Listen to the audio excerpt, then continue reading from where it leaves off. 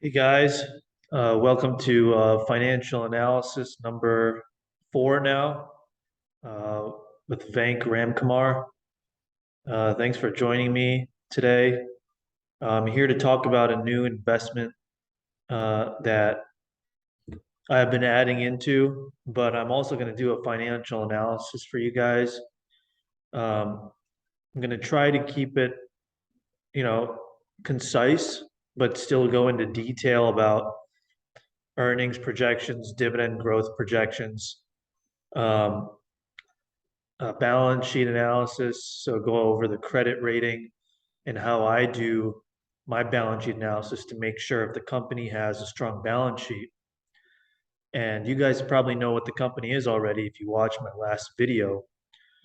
But nonetheless, I'm still going to get into it. I'm going to wait a few minutes while I do my introductions, and then I'm going to introduce the company.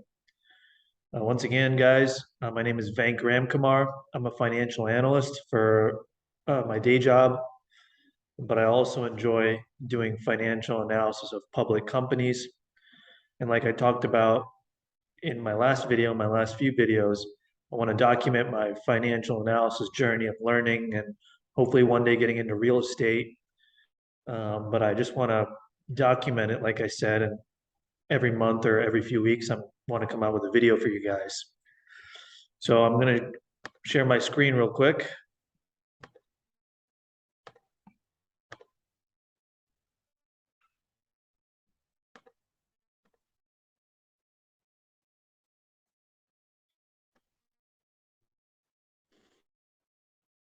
So once again, new position that I'm adding into periodically now. I add into it every time there's some kind of turmoil in the markets, some kind of panic or some kind of fear. And I'm gonna, obviously, this is not the only company I'm adding into. I've already covered a few other companies, and I'm also adding into different ones that I haven't covered. But this is one of them that I'm adding into, like I said, for more of a growth, feel less of a dividend payout company.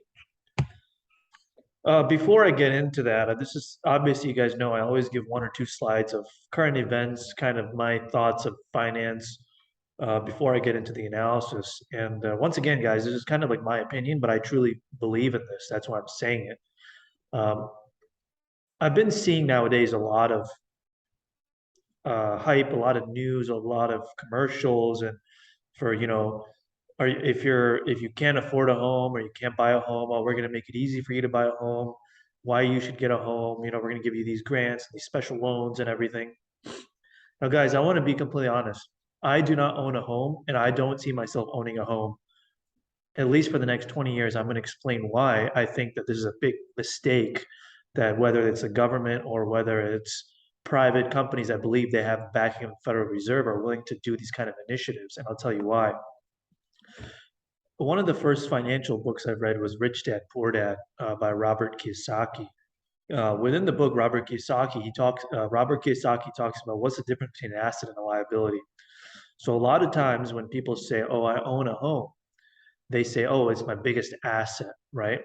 Well, the true definition of an asset is something that puts money in your pocket whether you work or not. So basically, anything that puts money in your pocket, like let's say, for example, you lost your job, everything that's still putting money in your pocket would be an asset. Things that are sucking money out of your pocket would be a liability. And actually, that's how many statutory financial analysis and financial reporting works. For example, GAAP is generally accepted principles, accounting principles. That allows me to put my suit as an asset, stuff like that. But a lot of statutory accounting, which is by each state, they say that only things that are cash flow positive can actually be allowed to be an asset.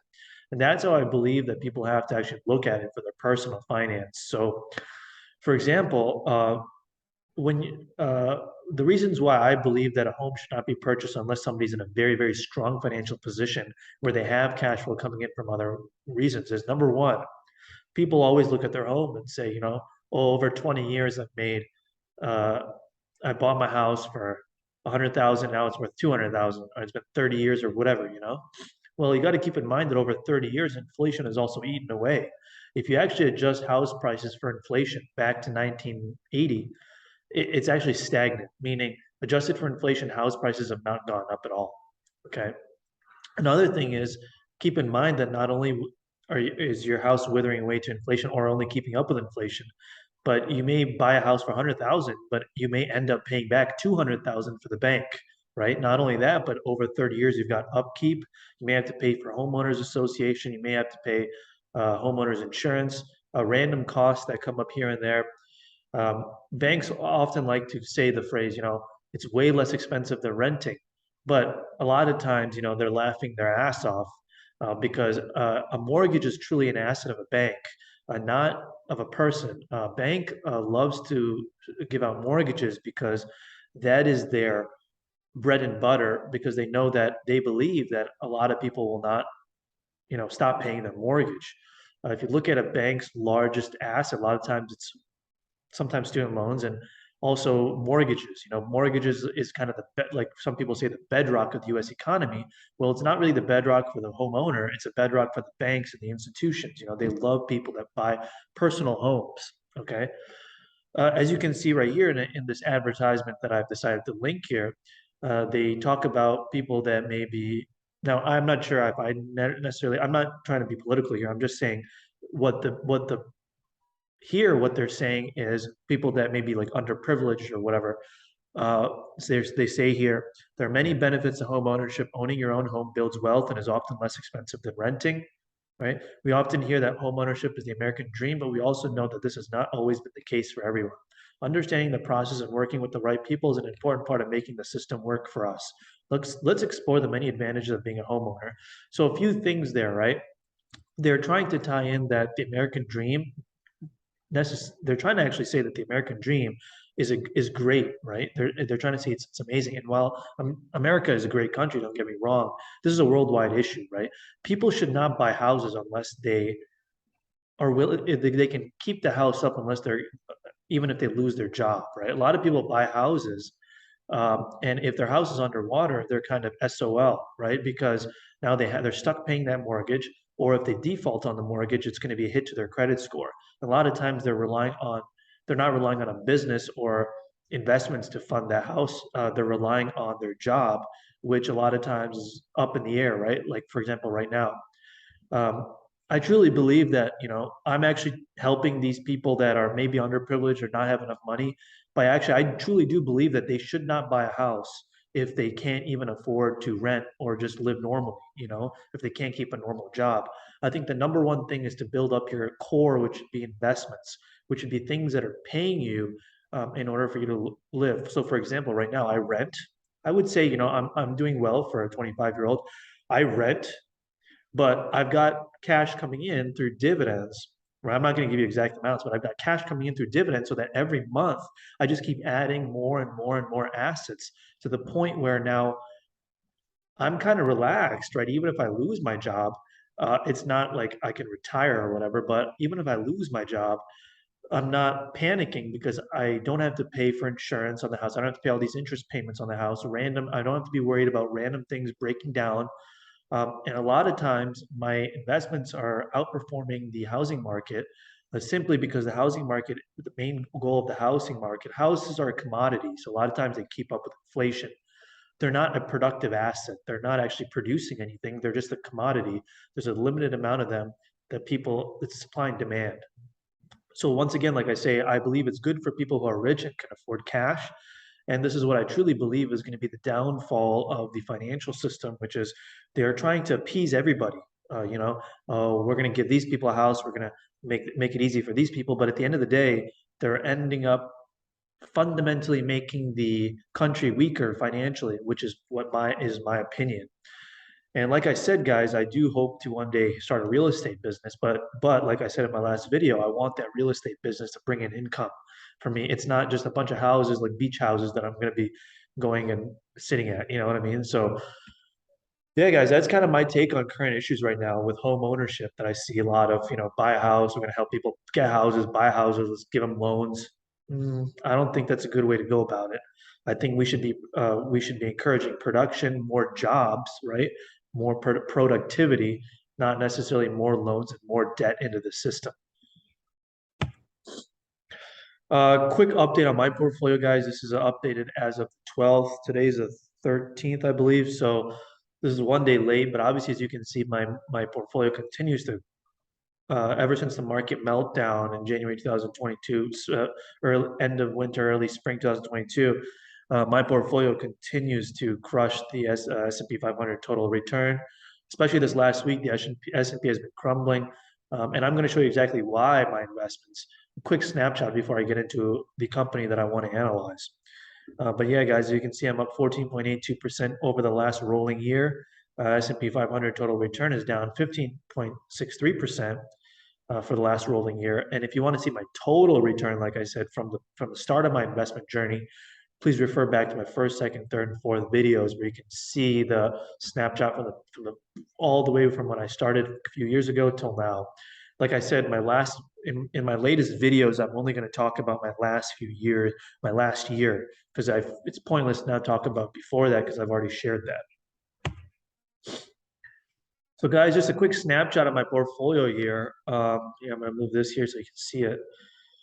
Um, I obviously like the from the top to the bottom is my largest position by value to the smallest. Now, obviously, I've blanked out the quantity of shares because I don't want you to know that, the value of the total shares, the cost basis because that's going to tell you how much I paid for it, and the dollar change gain loss. But as you guys know, my investment portfolio is investing in companies that produce strong cash flows that the country and the world cannot live without, right? So the reason I've been doing so well right here, guys, if you can see my mouse is AbbVie. My unit cost is 100. AbbVie is a pharmaceutical and biotechnology. Now the price is 142.92. And don't forget, this is not factoring in dividends that I've got from it. So this is probably closer to about a 50% return. But yeah, that's been crushing it. Lockheed Martin, I got kind of lucky, but I also made a good investment based on cash flows. I've gotten lucky because of this whole Ukraine situation, Russia, Ukraine, right? But that I'm up. But since the position is such a large position, and compared to the market, it's doing quite well. So that's why even though it's only up 12%, um, along with that, the dividends I've been gaining from that, I bought it when the yield was about 3.5% or almost 4%. So now I've been sitting on this position now for 2, 3 years. I hope to keep it forever, to be completely honest. It's probably closer to about a 20% return right now. Amgen, I'm up. Cisco, obviously, guys, I talked about it, but I'm actually adding into Cisco now. I started buying it at 44.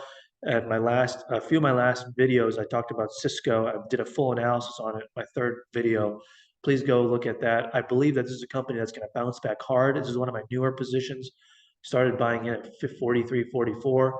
Obviously, now it's down to 40.6, but I'm continuing to average in, which is why this cost basis, unit cost continues to go down. I do believe that this position is going to yield good dividends and good capital appreciation down the line. But obviously, all my top positions, guys, I'm up on all of them. Crushing it kind of. To be honest, don't mean to toot my own horn here, but here's the proof. This is taken today. The screenshot is taken directly today. And obviously, here, guys, as you can see, as you go lower and lower, my positions start to go negative. Well, that's because I've been adding these later, right? These are positions that I've just started adding into, which is why obviously now with this market meltdown, these positions are all negative. But nonetheless, as you can see, these positions 17%, 20, 23, 24. Obviously, one of them is 33, and 3M is really doing bad. These positions are less than what the market is actually down, which is, like I said, a lot of my companies are cash flow positive, so I don't have to worry about not being profitable unless there's a recession hits them hard.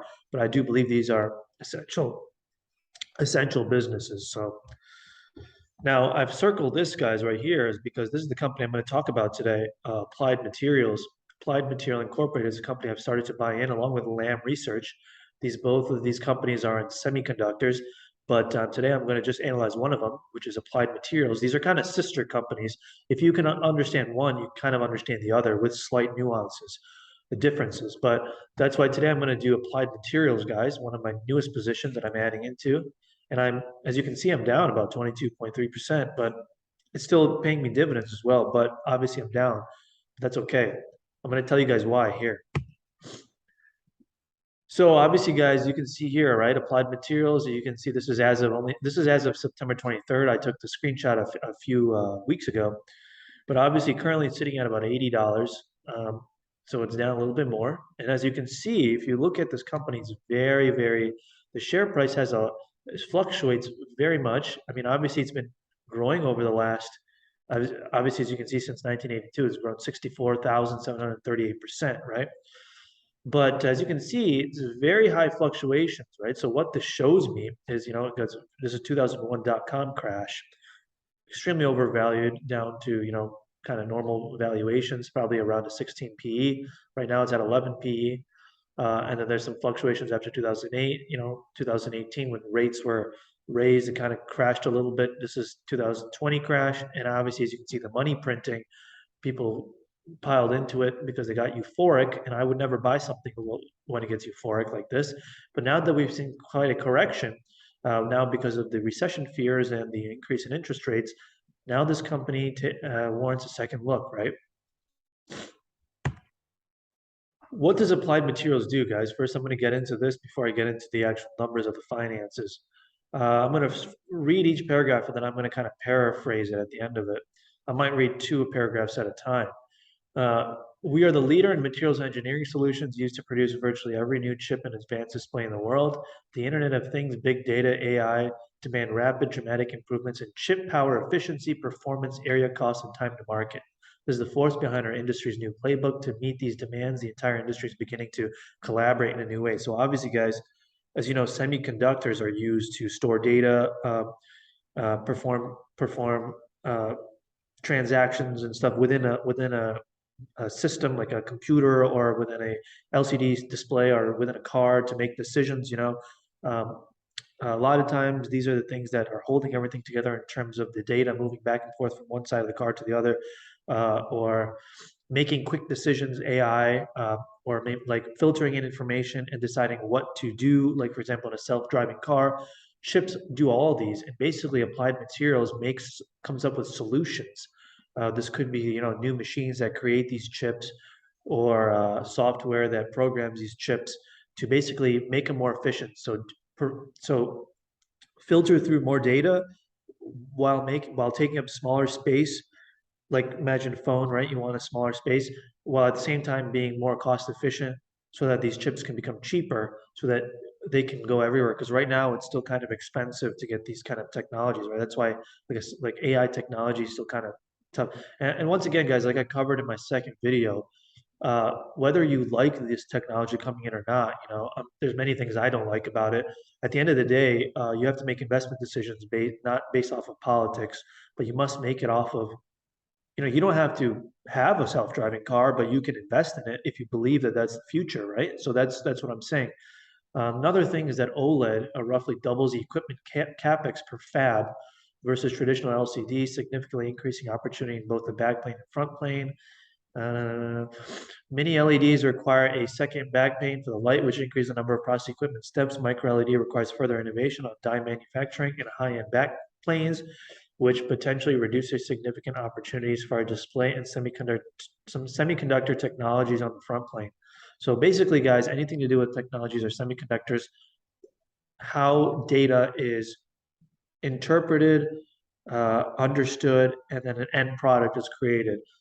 For example, like in a TV, a lot of times TVs has a lot of stuff, moving parts behind the scene, right? And like displays and stuff where semiconductors are used to, for example, take electrical signals and make them into visual signals, like on a TV. So obviously, guys, screens and stuff are becoming very. That's going to be the future.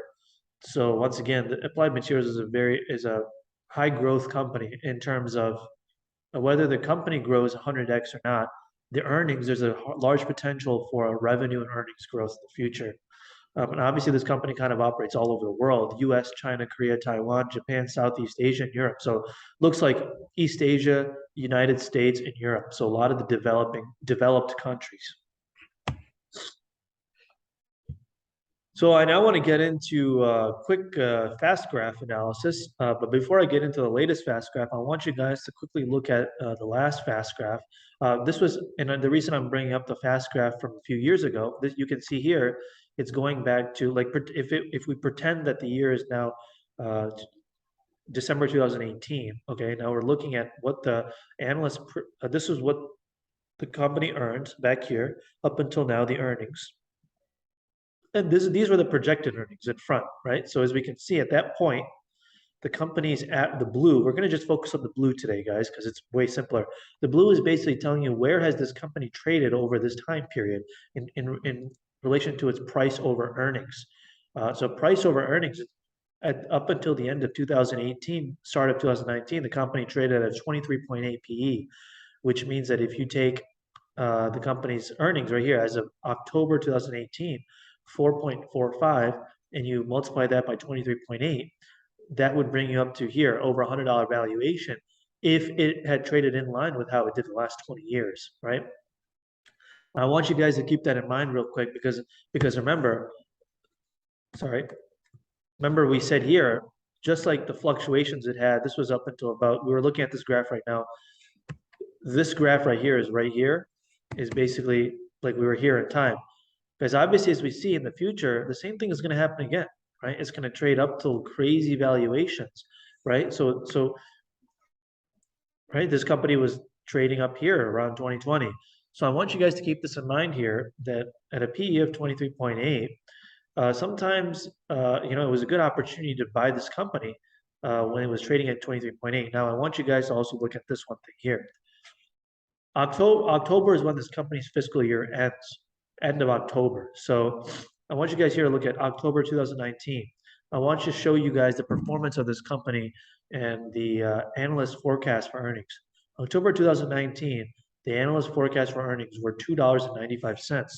Now, if we go to the latest fast graphs, we see that October 2019, $3.04. So it has beat earnings expectations.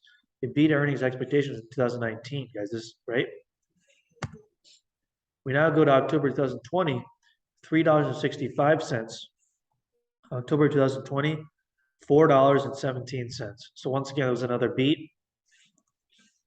October 2021, $4.22. October 2021, $6.85. So now I want to talk about, so we're going to go past this now. We're going to go to the next slide. This is now the most up-to-date fast graphs, which is June 24th, 2022. Now, obviously, guys, like I say, you can pay for the software and get the latest day update to see the latest, October 13th, 2022 graph. But I'm going to show you guys how you can use the past graphs and create your own graph. That's what I'm going to do today. I'm going to create my own graph with up-to-date earnings information. So as you can see, guys, obviously in 2020 and 21, the company far exceeded what it was expected to earn, right? 365, 422, right here, 417, 684. Now, obviously back in 2018, 2019, they did not foresee the huge stimulus, that money, liquidity that was going to be injected into the markets and into the economy because of 2020 recession, right? Crisis, disaster. So, yeah, guys. So basically, because so much more money was brought into the economy, strong companies suck up that money, which is basically how it works. Whenever money is injected, think of it like a sponge. Like the strongest companies will soak up that cash, guys. And that's basically what Applied Materials did, which is why earnings really went up like crazy. Right? So right now, Applied Materials in relation to its earnings, it's trading at 16.86 price to earnings ratio. So you might look at this graph and be like, oh, it's trading at 16.86. It's a great time to buy. So I want to make this thing really clear though. This is as of June 24th, 2022. So you have to always look at the latest earnings. You have to always check with different sources to make sure that the earnings are same. And if they're not, you have to reconstruct the graph and do the new analysis. You have to do the new calculation. So I go on Seeking Alpha, guys, to look at the latest earnings now. This is the earnings expectations as of October 2022, 2023, and 2024 is not pictured, but right here you can see $8.22. So if you go back to fast graphs in June 2022, as of October 2022, the expectation was $7.50. October 2022, $7.71. So it's actually expected to, the latest earnings expectations are to exceed the fast graph, right? October 2023, We see $8.77 was the expectation back in June 2022, just a few months ago. 7.95. So you see it's actually come down a bit. So now the expectations for earnings have actually declined. This is because of the Fed having to continue to raise interest rates, because you have to understand, when the Fed raises interest rates, it's basically like taking money out of circulation. Instead of injecting money, they're now taking money out. So the opposite happens when money gets taken out, less money gets soaked up by the strong companies, the sponges, so earnings expectations go down, which is why stock price is always live for future earnings, guys, which means if the future earnings were, $10, obviously the stock price would be a lot higher because obviously you know it and I know it, but all the big banks and the institutions know it as well. So they're going to be buying up shares. So when future earnings expectations get lowered, the stock price also adjusts to get lowered. So your stock price is always getting adjusted in relation to where the future earnings are, which is why we've seen this quite a crash, and we've seen continued crash because look, back in June 2022, the closing price was $97. And like I said, guys, the latest price is actually, it's currently around 80, right? So it's continued to readjust. And then finally, 2024, October 2024, the latest earnings expectations are $8.22. And here, back in June, it was 9.24. So as we can see, a lot of these earnings expectations have been revised downwards, which is also continued to bring the stock down even more. You can imagine back in October 2021, probably a year ago, the earnings expectations were probably even greater than what Fastcraps has now. It was probably $9, $10 just for the end of 2022, which is why the company is trading at huge expectations, right? So back then, there were not the quantitative tightening that's going on now, and the inflation issues, which I kind of call, to be honest, but it's fine. So, like I just talked about, guys, that's how the stock market works. Actually, is basically when earnings forecasts are revised downwards, the stock automatically readjusts, and it readjusts downwards, because people know that the future earnings are not expected to increase as quickly as they once thought, which means that the company's share price does not have to increase as much in order to meet that same price to earnings. So this does give us a few opportunities, though. Remember, when the company goes down in price, as long as the company continues to maintain decent earnings and strong earnings, the dividend yield is going to go up. So that's one positive, right? So back here in October 2021, the dividend yield was probably 0.5% or 0.7%, but now you're getting it at about 1.27, 1.3, 1.4. So obviously, with a higher growth company, the dividend yield is going to be lower, but that's not a bad thing because down the road, you can get a very high yield on cost. And I'm going to talk about all this, guys. So basically what I've done is I had to recalculate the graph. So as you can see here, I've made my own blue graph here. So right here is where the stock currently sits, 82. I know it's actually 80, guys, but like I said, I made this presentation a few weeks ago. So I relied on some of those numbers, but 82 is pretty close to 80, where the price is now. If anything, the price now is probably going to give you a better deal because the price has readjusted even lower. So October 2022, right? Here it was 750, but I have to readjust the graph for the newest analyst expectations. So I take the newest analyst expectations, which is 771, multiply that by the historical PE ratio of 16.86, and I get a share price of 129.99. I then go ahead to October 2023, 7.95, multiply that by the PE ratio, historic PE ratio of 16.86, and here we get a $134 share price. As you can see, this comes in lower than the fast graphs because now earnings expectations have been, right? So earnings were here, but earnings expectations have been adjusted lower. So they could be adjusted lower or higher depending on what happens, and the stock price adjusts in live time. And finally here, guys, October 2024, instead of 924 earnings, which is up here, which is at a PE of 16.86, the stock price is now adjusted down because now the new earnings expectations are $8.22, which gives us a stock price of 138.5. Now, guys, I want you to understand that just because the blue line shows the normal PE ratio does not mean the stock is going to go back to the normal PE ratio. Um, there's a lot of variables here. The company has to hit earnings, and in order for you to get true capital gains, the company's price has to at least revert back to the company's uh, historical average PE of 16.86. Now, as you can see, it's not really impossible for the company to revert back to it because over the course of its life, at least over the last 10, 15 years, the company's always fluctuated around, even through recessions, through peaks, valleys, earnings drops. Whenever the company is traded at cheap valuations under 16.86, it's always been a splendid time to buy, right? So right here, after the 2020 crash, was a good time to buy because it was under 16.86 here at 2018. And right now we're getting possibly to another time when it could be a good opportunity to buy this company, right? Uh, so yeah, guys, I'm gonna quickly do. I'm actually gonna skip a few slides because I'm gonna talk about now the new expected return, go into the calculations now, what I see if these earnings stand up.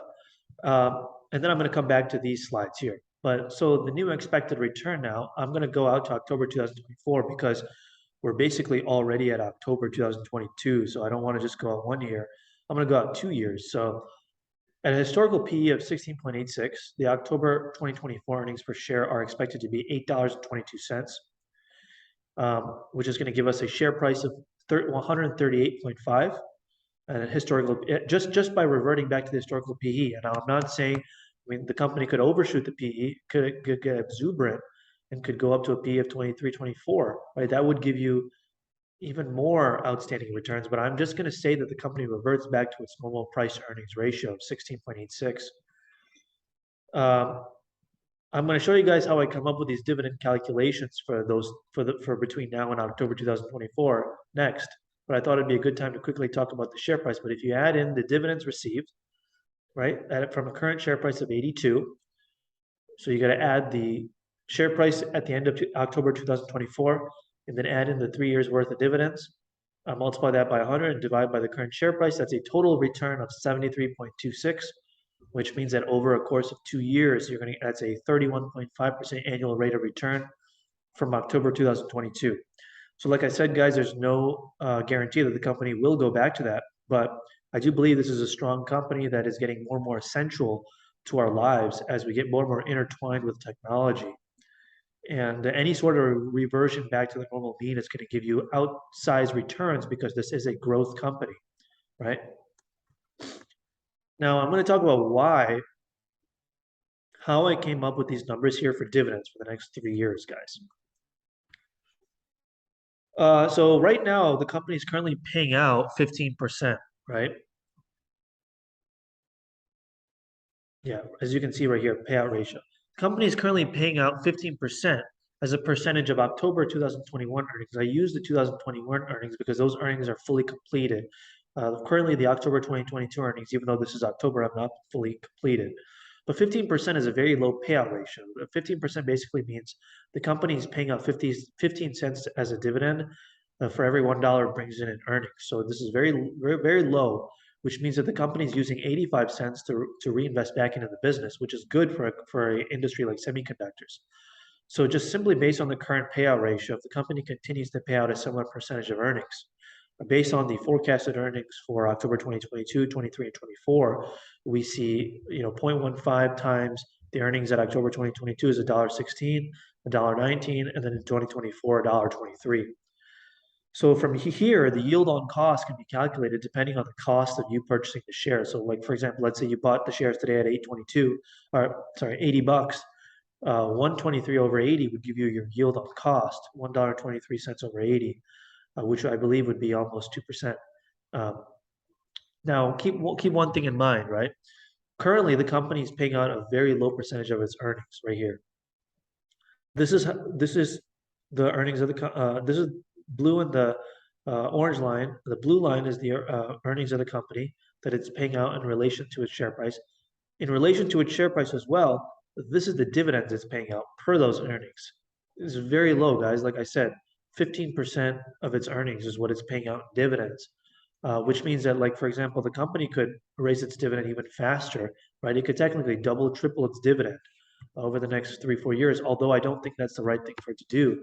So actually, these numbers are quite conservative, I would say. As the company continues to mature and get bigger, I do believe that they're going to start investing because a company does not have to grow as fast, does not have to keep investing the same percentage of its earnings anymore in order to invest the same amount of money. For example, a company that's making $100, uh, they could reinvest 80%, right, to reinvest $80. But if the company makes $150, in order to reinvest $80, they only have to uh, save half of their money, technically earnings, and pay half of it out as dividends, right? So I do believe this company is not going to raise dividends super fast, at least in the near future, but I do believe 10, 20 years down the road, the company is going to start to really accelerate its dividend, and you're going to start to get that yield on cost expansion, especially as AI and all these growth fields get stronger and larger, uh, and more important to the economy. So keep in mind, this is a very low payout ratio, that these are all calculated off of 116, 119, and $1.23. This could expand, and by the end of October 2024, you could be seeing a dividend payout of 150 or 160, which would continue to increase the dividend yield on cost. Like I said, guys, currently the yield is only 1.2, 1.07 as of June, but currently 1.27, 1.3 because prices come down. So obviously, as the dividends increase over the next, like, let's say, for example, by the end of 2030, the dividends are now, instead of a dollar, what did I say, $1.16, it's now $5 a share. Well, that's now 5 divided by 80, which now gives you a yield on cost of like 7%. So now you're getting 7% of your cash back, um, right? And a $5 dividend uh, would even be below what this company earned in 2021. So it could even pay a $5 dividend now. But obviously, the company does not want to do that. It wants to reinvest back into it, which is why it makes it a growth company. But here's Johnson and Johnson, guys, yield on cost graph. I'm not going to get into it exactly how this is calculated, but if you really try and understand it, like on your own time, I'm sure you'll understand this. But this is basically saying, what would your yield on cost be if you bought Johnson and Johnson this many years ago? So as you can see, guys, Johnson and Johnson right now only pays out 2.7 or something. But if you bought it back in 2009, probably at a 3 or 4 yield or whatever it was giving. Now, right now, your yield on cost would be 9.5, almost 10%, simply because the dividends have raised, over the years. So I believe that's what we're going to get here. As we can see, the 5-year growth rate, this is for Applied Materials now down here. This is Johnson and Johnson. This is Applied Materials. The 20-year growth rate, 5-year growth rate is 20%. So the company's been increasing its dividend by 20% every year. So I believe this is a good sign, guys, very good sign. I believe the dividend growth rate is going to continue to be high, at least 10% for the next decade, 15% probably for the next decade, and then 10% for the next decade after that. So, yeah. My throat. All right, guys. Well, I also want to talk about recessions here. Obviously, this company is not, like I stated, a defensive stock. It's not a defensive company. Semiconductors are not completely essential for our daily life. Um, it's not like pharmaceuticals or national defense that we need every day, or else we're dead, or we have serious issues, or like household products or whatever. We can live without our gadgets, or at least new gadgets. So that could be an issue if there's a recession. And obviously, 2021, 2022, we are actually already in a recession, which is why we're seeing price crater quite a bit. And earnings expectations are also going down. I believe they could go down more, which is why I'm continuing to add, even if the price goes down. I do believe the price is being adjusted to give us enough risk reward. But as you can see here, look at 2008 crisis, guys. Earnings went negative, right? So that's a problem. This company has issues during recessions. This is just a risk you have to be willing to take to get 30, 40% returns. I really highly recommend you guys balance this out with defensive and household staples in your portfolio, just like I'm doing. I already showed you guys all the investments I'm in, right? Most of them are defensive staples that pay me large dividends so that I'm willing to take more risk now when everybody else is running away, right? You want to always do what people tell you, like the CNBC tells you not to do. That's what you want to do, um, unless it's crazy, But I believe, this is the time. I don't even think it's a bad time, to be quite honest, to be buying into Nasdaq index, even though the Nasdaq could be overvalued right now. People are running away from it. I think it's a good time to buy. So please balance this out, guys, if you do buy it. So I'm now going to get into balance sheet and credit health, right? So this company has $5.86 billion worth of total debt, $3.55 billion worth of cash and cash equivalents, which gives us $2.31 billion worth of net debt. If we look at debt relative to its earnings power, uh, the company's EBITDA, which is earnings before interest, taxes, depreciation, and amortization, for the last 12 months is 8.27 billion. And net debt to EBITDA ratio, basically a net debt to EBITDA ratio above 3 is really bad. Like I said, guys, I calculated net debt up here. Um, and less than 1 is great. This was found from the Corporate Finance Institute website, and it makes sense too because a company's earning before interest, taxes, depreciation, amortization, a very low percentage of its debt. You want the earnings before interest, taxes, depreciation, amortization to be a big ratio compared to its total net debt. And here, obviously, the ratio is um, far less than 1, right? Net debt to EBITDA, it's like a quarter, or probably a little more than a quarter. So obviously, less than 1 is great. Above 3 is bad from the Corporate Finance Institute website. And I also agree with this. I can understand why. I'm not just quoting it from there. So I guess this is a good sign. I know this is a good sign for EBITDA and total net debt. Now, the company doesn't necessarily have to pay that net debt off in full, right? It has interest expenses every year that it pays off of it. So in 2021, the interest expense was 223 million. So basically, the EBIT now, if you take away depreciation and amortization, you get earnings before interest and taxes. So the next thing the company has to pay before taxes is interest. So as we can see, the interest coverage ratio is basically the earnings before interest and taxes over the interest expense on outstanding debt. And the current ratio for applied materials is 35x. And a ratio of 3x is considered strong. So 35x is 10 times what is considered strong. This comes from Investopedia. And once again, if you truly understand how this works, it makes sense. So it would take a large collapse in its earnings in order for it to go bankrupt. Finally, earnings are only on paper, right? The company might have receivables and stuff that it is going to get from vendors or clients or whatever. So you also want to look at its actual free cash flow that's coming in at the end of the year, cold hard cash that's actually left over. So in 2021, this was 4.7 billion free cash flow, and the free cash flow over expense rate, interest expense up here is 21x, which once again is a very good sign. I mean, if free cash flow over interest expense is known to be 3x, it's exceptional. So 21x is basically almost zero risk of bankruptcy. And credit ratings, guys, credit rating companies have assigned in April 2021, Moody's upgrades applied materials to A2, as you can see right here, A2, upper medium grade. S&P Global's affirms applied materials at A1 in June 2021. So this is S&P, A minus, sorry. A2, A minus. So I believe it's actually more of like an A plus, if you ask me. I believe the rating agencies are being a little strict here, but I think they're doing that because number one, possible recession, and we are in a recession actually, and number two, because this is a cyclical industry, right? It goes up and down. It does not do well during recessions. So that's why I believe that the rating agencies are being a little strong. They're being a little stringent. They're being tough on this company. So